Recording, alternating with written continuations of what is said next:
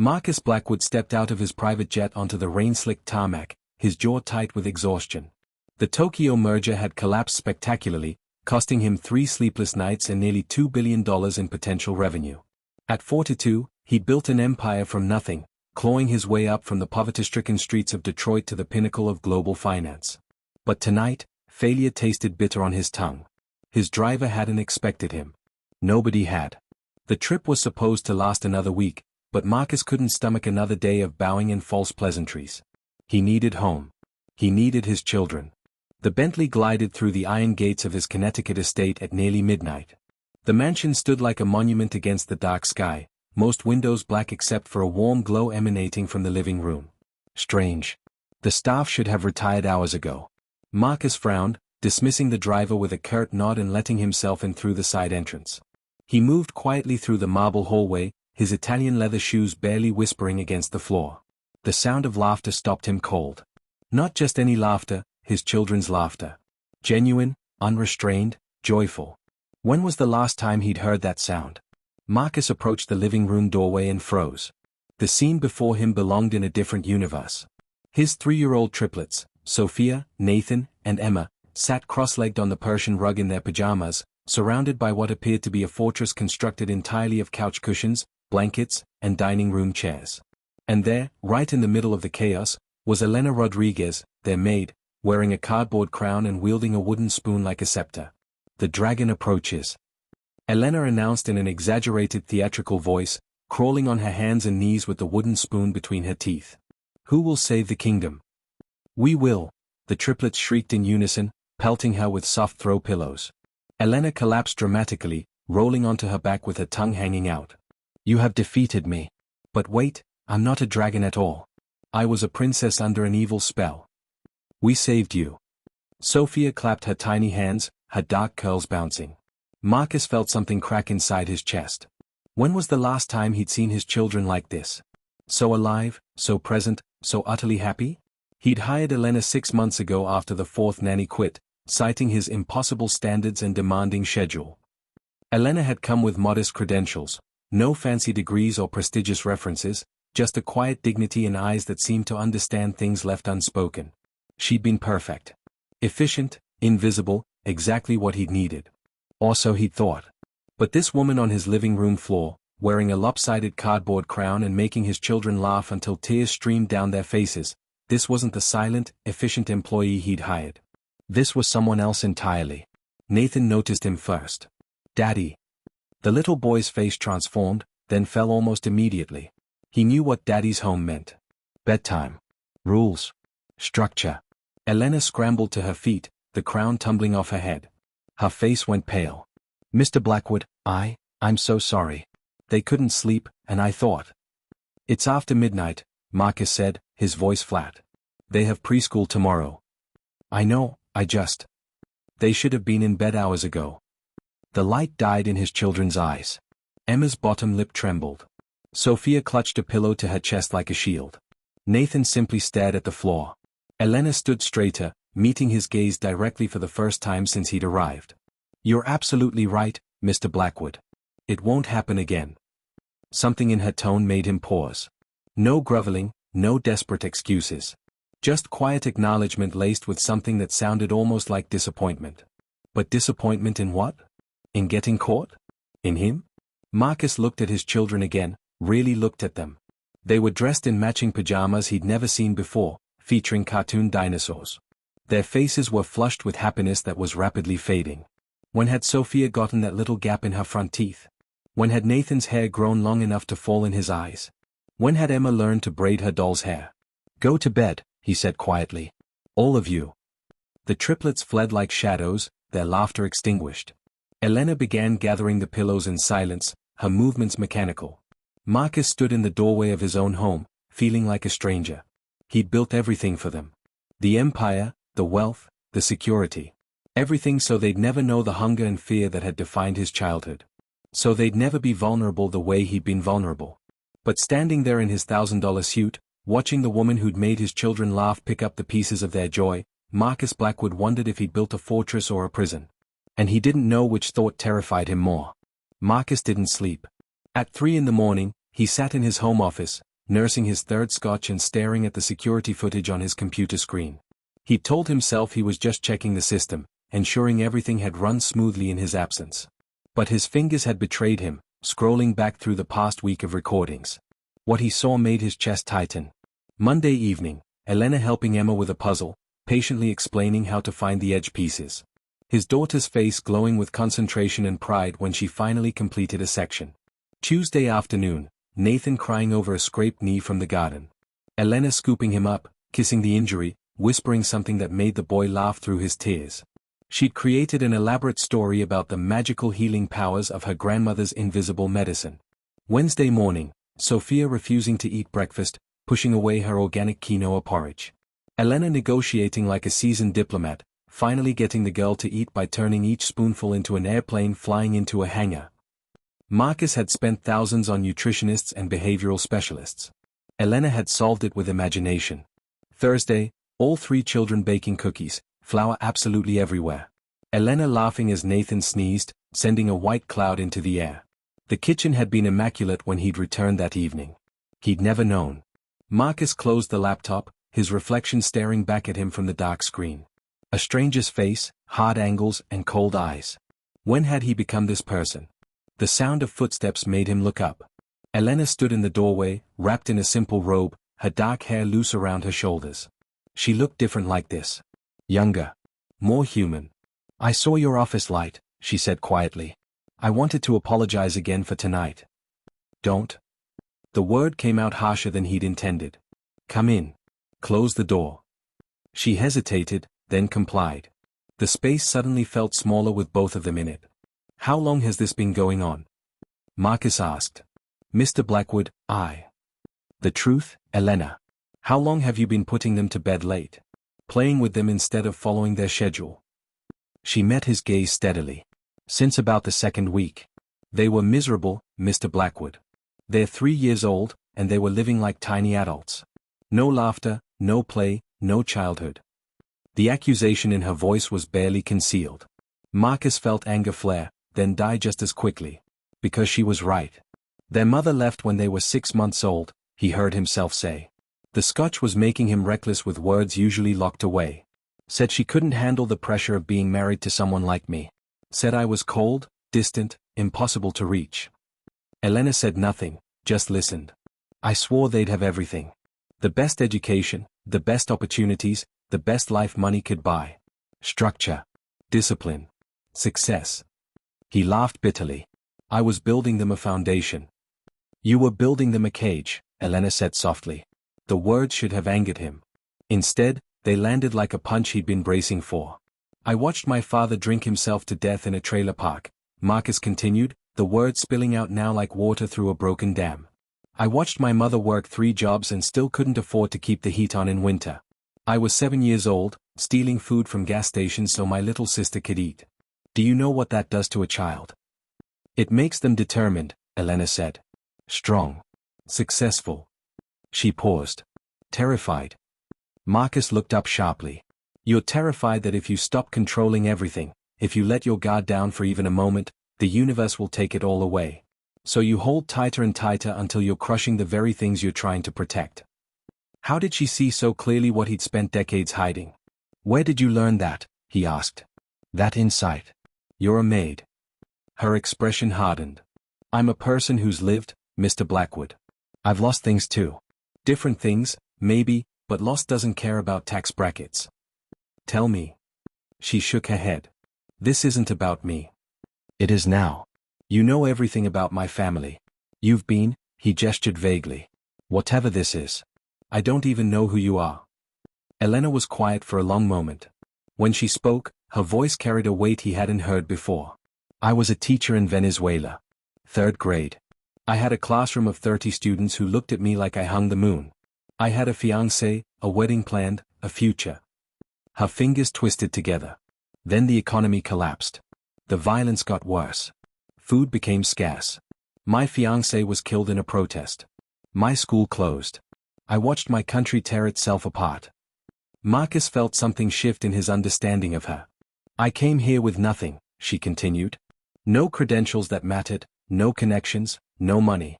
Just desperation and determination. Sound familiar? It did. God help him, it did. But here's the difference between us, Mr. Blackwood. I lost everything, and it taught me what actually matters. You're so afraid of losing everything that you can't see what you already have. And what's that? 3 beautiful children who would rather have 5 minutes of your genuine attention than all the money in your bank accounts. Who need a father, not a warden. The truth of it burned. I don't know how to be what they need, Marcus admitted, the words raw. I only know how to be what I am. Elena's expression softened. Then maybe it's time to learn something new. Morning came too quickly. Marcus found himself standing outside the triplets' bedroom at 6:30, their usual wake-up time according to the schedule he'd meticulously crafted. His hand hovered over the doorknob, Elena's words from the night before echoing in his mind. He opened the door quietly. 3 small bodies were tangled together in Sophia's bed, a violation of the separate sleeping spaces promote independence rule. They'd clearly migrated to each other after he'd sent them away. Nathan had his arm thrown over Emma protectively. Sophia clutched the stuffed elephant Marcus didn't remember buying. They looked peaceful. Happy, even in sleep. Marcus sat on the edge of the bed, the mattress dipping slightly. Emma stirred first, her eyes fluttering open. Recognition came, followed immediately by wariness.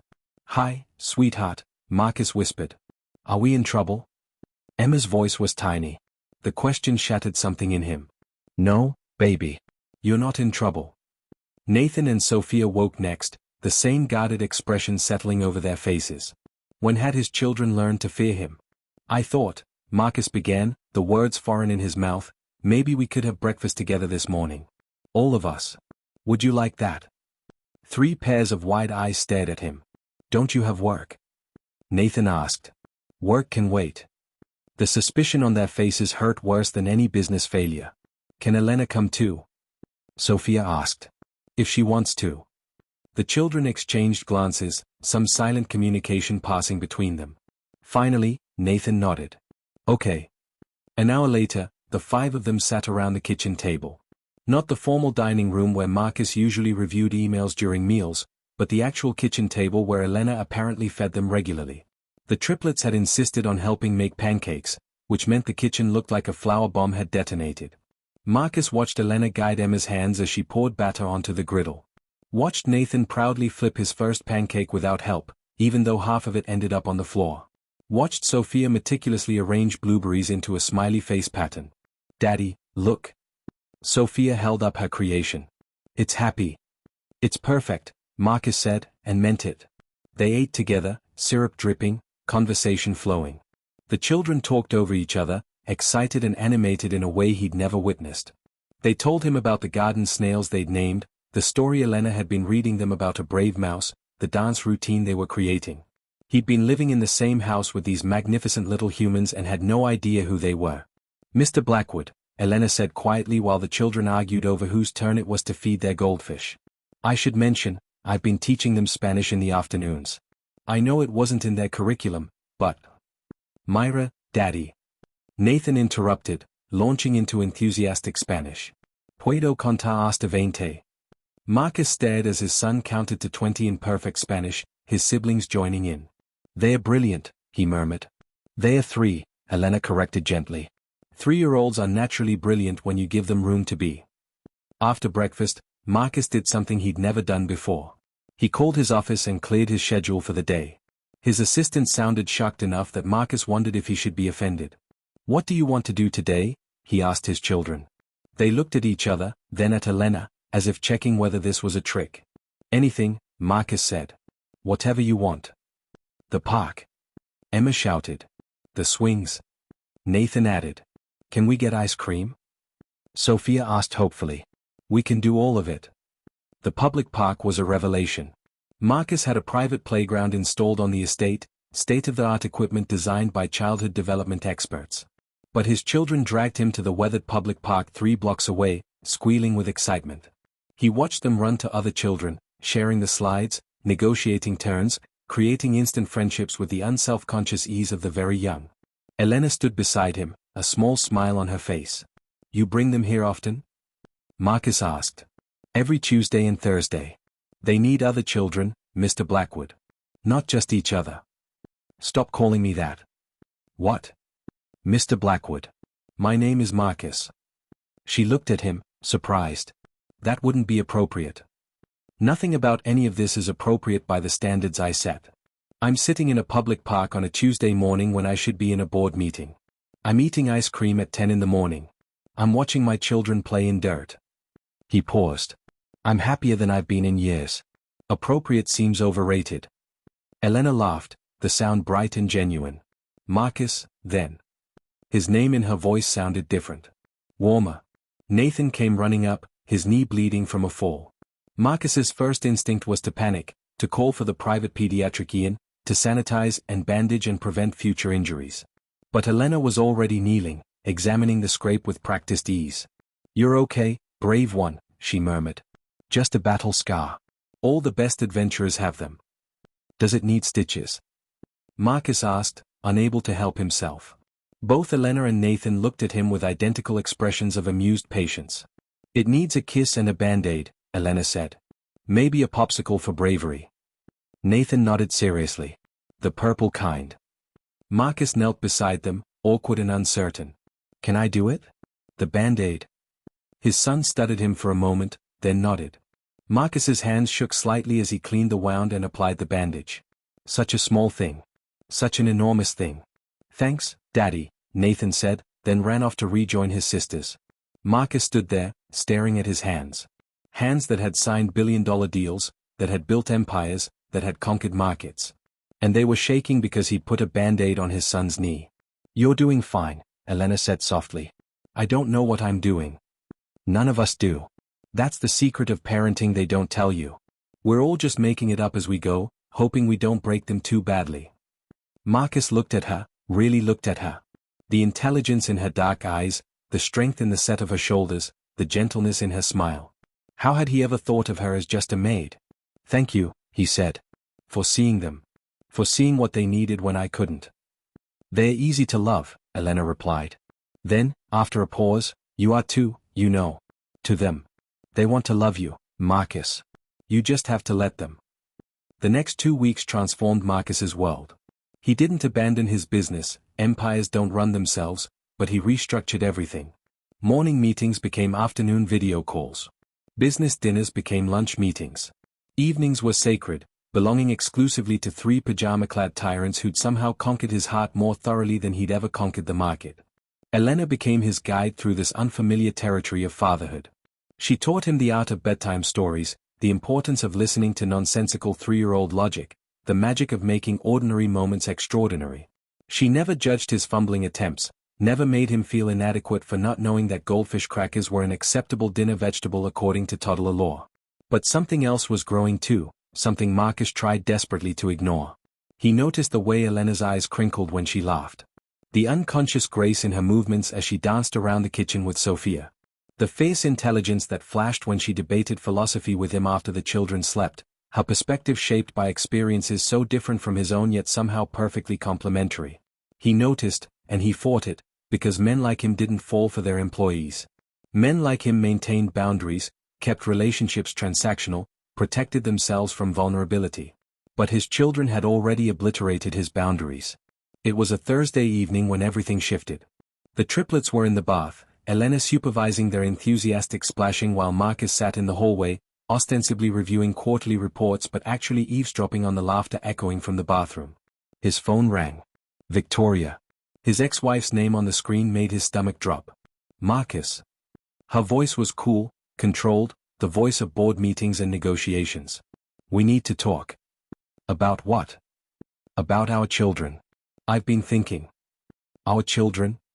The words came out sharper than intended. You haven't seen them in over 2 years, Victoria. You don't get to call them our children.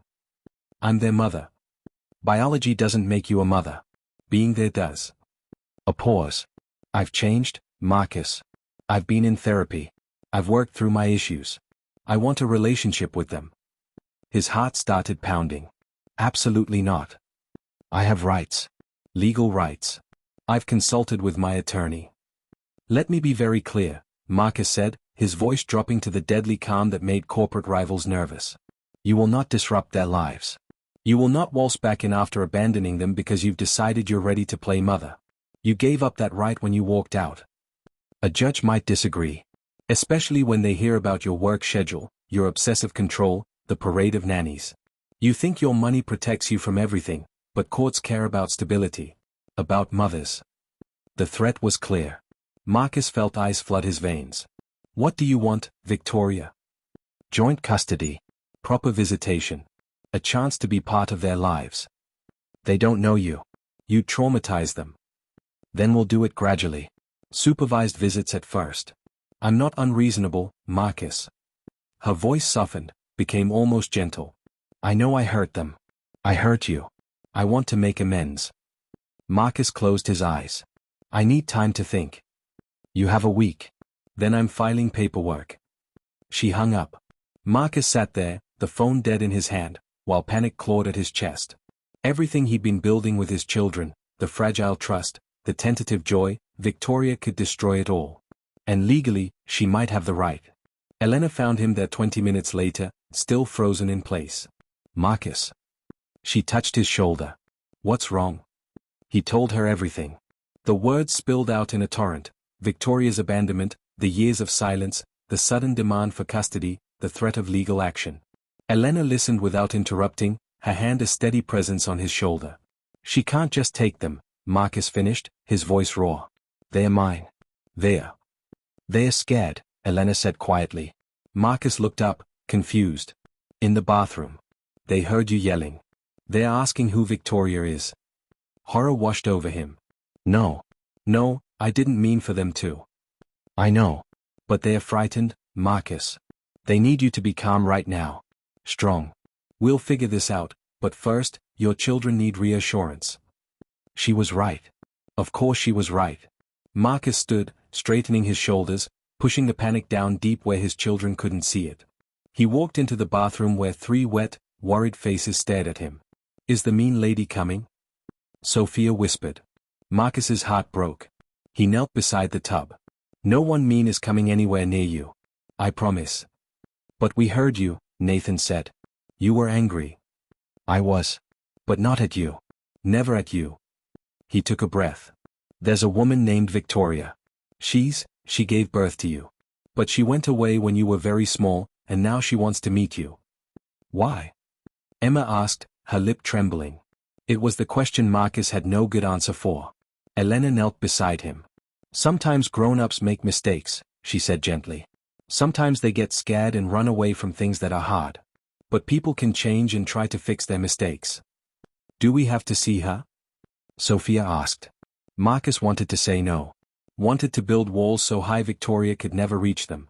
But Elena's hand found his, squeezing gently, and he understood what she was telling him. The truth, always the truth, even when it hurt. I don't know yet, sweetheart. But whatever happens, Elena and I will be right there with you. You're safe. You're loved. Nothing will change that. The children seemed to accept this, their resilience humbling. After bedtime, after stories and songs and extra hugs, Marcus and Elena sat in the darkened living room. I can't let her take them, Marcus said. She's their mother. You're more their mother than she'll ever be.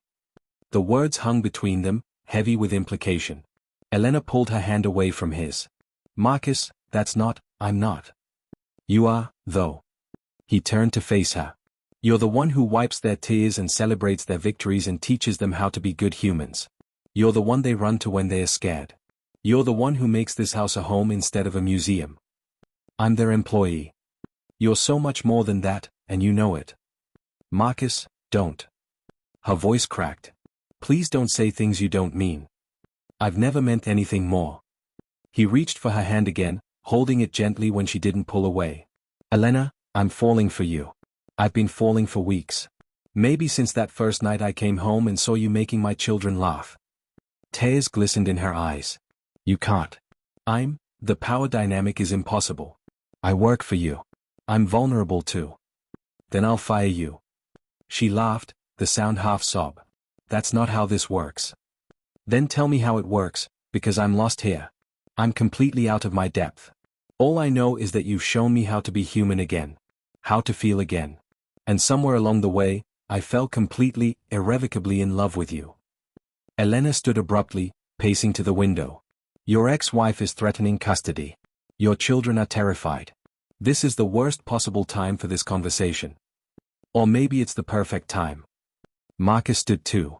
Because Victoria is right about one thing, courts care about stability. About family. About mothers who are actually present. If she takes me to court, she'll paint me as an absent workaholic father. She'll win sympathy. But if I have a partner, someone who's been there every day, who the children already love and trust. Stop. Elena's voice was sharp. Do not turn this into strategy. Do not make me a chess piece in your custody battle. Marcus recoiled as if slapped. That's not what I... Isn't it? You're a brilliant businessman, Marcus. You see angles and opportunities. But I'm not a merger or acquisition. My feelings aren't leverage. I know that. Do you? Because from here, it sounds like you're proposing a convenient solution to your Victoria problem, wrapped up in pretty words about love. The accusation stung because part of him wondered if she was right. Was he using the custody threat as an excuse to act on feelings he'd been suppressing? Or were the feelings real and he was simply recognizing that Elena could help protect his children? Did it matter? I love my children, Marcus said quietly. And I love you. Those two truths can coexist. Maybe they're connected. Maybe I couldn't have fallen for you if you weren't the person who saved my family. But that doesn't make the feelings less real. Elena turned from the window, her face wet with tears. I love them too. More than I ever thought possible. And you? She broke off, shaking her head. I can't do this. Not like this. Not now. She walked out, leaving Marcus alone in the darkness, wondering how he'd managed to ruin everything in the span of a single evening. The week passed in excruciating slow motion. Elena maintained professional distance, warm with the children but cordial and careful with Marcus. He threw himself into legal consultations, meeting with the best custody attorneys money could buy. Their consensus was grim. Victoria had a case, especially if she could demonstrate genuine change and commitment. Marcus barely slept. When he did, he dreamed of courtrooms and gavels and his children being led away by strangers. On day 6, Elena knocked on his office door at midnight. He'd been reviewing depositions, building arguments, preparing for war. We need to talk, she said. Marcus gestured to the chair across from his desk. Elena shook her head. Not here. Somewhere neutral. They ended up in the kitchen, the scene of so many pancake breakfasts and flour explosions. Elena made tea with steady hands while Marcus watched, desperate and afraid to hope. I spoke to Victoria, Elena said finally.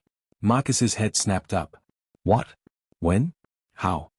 I called her attorney 3 days ago. We met yesterday afternoon while you were with the children. You had no right. I had every right. Those children are in my care. Their well-being is my responsibility. Elena set down 2 mugs of tea, her movements deliberate. And before you get angry, you should know what she said. Marcus forced himself to breathe. Tell me. She's scared too. Terrified, actually. She knows she abandoned them. She knows she has no real relationship with them. But she's haunted by it, Marcus. By the choice she made when she was drowning in postpartum depression and panic. That's no excuse. It's not an excuse. It's an explanation. There's a difference. Elena wrapped her hands around her mug. She's been in intensive therapy for 18 months. She's on medication that's actually working. She's built a life that's stable and healthy. And she's consumed with guilt and grief for the years she's lost. Marcus felt his anger warring with something else. Understanding, maybe. Empathy. What does she want? Not custody. Not really. She wants to know them. To be part of their lives in whatever way makes sense. She filed the legal threat because she was desperate and didn't know how else to get your attention. So this was manipulation. This was a broken woman making bad choices because she's terrified of being shut out forever. Elena met his eyes. Sound familiar? The parallel wasn't lost on him. How many bad choices had he made from fear? How many walls had he built? I can't just let her waltz back in, Marcus said. I'm not suggesting you do. I'm suggesting you consider a different approach. Gradual introduction. Supervised visits here, where the children feel safe. Let them get to know her slowly, with you and me present. Give them the choice to build a relationship or not. And if it traumatizes them, then we stop. But Marcus, what if it doesn't? What if it heals something in them they didn't even know was broken? Every child deserves to know they are loved, even if that love comes with complications. Marcus stared into his tea, watching the steam rise. You really think she's changed? I think she's trying. That's all any of us can do. Elena paused. I also think she saw pictures of the children on my phone and cried for 20 minutes. I think she knows exactly what she lost and would give anything to earn even a fraction of it back. You showed her pictures? I did. I wanted to see her reaction when she thought no one was watching. It was genuine, Marcus. The grief was real. Marcus rubbed his face, exhaustion and emotion finally overwhelming his defenses. I don't know how to do this. Any of this. I don't know how to share them. I don't know how to trust her. I don't know how to. He looked at Elena, his heart in his throat. I don't know how to tell if what I feel for you is real or just desperation. Elena smiled sadly. I do. How? Because if it was just desperation, you would have proposed some business arrangement. A contract, terms, negotiations. You would have made it safe and controlled and predictable. She reached across the table, taking his hand. But you didn't. You made yourself vulnerable. You risked rejection. You offered me your heart with shaking hands and no guarantee I'd take it. That's not strategy, Marcus. That's love. And? His voice was barely a whisper. Will you take it? I'm terrified, Elena admitted. Of the power imbalance, of failing those children, of not being enough for any of you. I'm terrified that I'm a rebound from Victoria, or a convenience, or that you'll wake up one day and realize I'm just the help. You're not. Let me finish. She squeezed his hand. I'm terrified of all those things. But I'm more terrified of walking away from the best thing that's ever happened to me. Because somewhere between teaching Nathan to tie his shoes and reading Sophia bedtime stories and helping Emma overcome her fear of the dark, I fell in love with your family. All of it. Including you. Marcus felt tears on his face and didn't care. So what do? We take it slow. We see how this thing with Victoria plays out. We let the children adjust. We figure out how to navigate the complicated reality of who we are to each other. Elena smiled. And maybe, eventually, we stop being so terrified of being happy. I can do slow, Marcus said. I think. Liar, Elena laughed. But I appreciate the effort. They sat in the kitchen until dawn, talking through logistics and fears and hopes. When the triplets woke up and found them there, still holding hands across the table, Sophia simply smiled and said, Elena's staying forever now, right? If she'll have us, Marcus answered, looking at Elena. Forever sounds pretty good, Elena replied. The meeting with Victoria happened 2 weeks later, in the living room where Marcus had first seen Elena playing dragons. He'd insisted on home territory, wanted his children surrounded by the familiar. Victoria arrived precisely on time, her hands shaking as Elena opened the door. She looked different than Marcus remembered. Softer, somehow. More human. The brittle perfection she'd always projected had been replaced by something gentler and infinitely sadder. The triplets hid behind Marcus and Elena, peering out with curious but cautious eyes. Hi, Victoria said, her voice cracking. I'm Victoria. I know you don't remember me, but she stopped, tears streaming down her face. I'm so sorry. I'm so sorry. Nathan, bravest of the three, stepped forward. Why are you crying? Because I made a very big mistake a long time ago, and I hurt people I love very much. And I'm trying to fix it, but I don't know if I can. Everybody makes mistakes, Nathan said seriously. Elena says that's how we learn. Victoria looked at Elena, gratitude and pain warring in her expression. Elena's very wise. The visit lasted 30 minutes. Victoria sat on the floor and listened to the children talk about their goldfish and their favorite dinosaurs and the game they'd invented involving sock puppets. She didn't try to touch them or force affection. She just listened, really listened, in a way Marcus suspected she'd never listened to anyone before. When she left, she hugged Marcus briefly. Thank you, she whispered. For giving them what I couldn't. For being what they needed. Elena did that, Marcus said. Not me. You both did. They're lucky. And so am I, to get this chance. Over the months that followed, Victoria became a peripheral but present part of their lives. Monthly visits that gradually increased in frequency. Birthday cards and holiday gifts chosen with thoughtful care. Video calls where she read bedtime stories on her weeks. The children never called her mom, that title belonged to Elena in all but law, but they called her Victoria, and eventually, tentatively, friend. Marcus and Elena's relationship deepened slowly, carefully, with the children always at the center. They waited a year before Elena moved her things from the staff quarters to the master bedroom. Waited another 6 months before Marcus proposed properly, with a ring and a speech and 3 excited accomplices who'd helped him plan the whole thing. They married in the garden, surrounded by wildflowers the children had planted and friends who'd become family. Victoria attended, sitting in the back, crying quietly through the ceremony. Afterward, she approached Elena. "Thank you," Victoria said. "For loving them better than I could. For making him into who he needed to be. For giving them a mother who stayed." "Thank you," Elena replied, "for trusting me with them. For choosing to heal instead of destroy. For showing them that people can change." 5 years later, Marcus stood in the same garden, watching his children, no longer triplets, now distinct individuals with their own dreams and personalities, chase fireflies in the twilight. Elena sat beside him, her hand in his, her other hand resting on her swollen belly where their 4th child grew. "Happy?" she asked. Marcus thought about the man he'd been, arriving home that midnight to find his world being reshaped by a woman in a cardboard crown. Thought about how close he'd come to missing all of this, to letting fear and control destroy the best parts of his life. "Terrified," he admitted. "This new baby, raising teenagers eventually, all the ways I could still mess this up. And happier than I ever thought possible.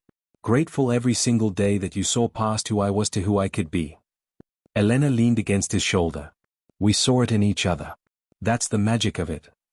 From the house, Victoria emerged carrying a tray of lemonade for the children. She'd become a regular presence, a grandmother figure of sorts, teaching them Spanish alongside Elena, sharing stories of her own healing journey. The children ran to her, chattering about their firefly count. "You know what the biggest miracle is?" Marcus said quietly. "What?" "That there's enough love for all of it. For all of us. I spent so long thinking love was finite, something to hoard and protect. But it just keeps growing." "That's because you let it," Elena said. "You stopped building walls and started building bridges." Night fell completely, and they called the children inside for dinner. As they gathered around the table, messy, chaotic, loud, perfect, Marcus caught Elena's eye across the chaos. She smiled, and he smiled back, and in that moment, the billionaire who'd had everything finally understood what it meant to be truly wealthy. It meant coming home to laughter instead of silence. It meant cardboard crowns and flower-covered kitchens and scraped knees kissed better. It meant trusting someone enough to let them see you at your worst and choosing to become better because of it. It meant family, in all its complicated, beautiful, imperfect glory. And it meant knowing that the best investment he'd ever made wasn't in markets or empires or dynasties, but in the courage to love and be loved in return.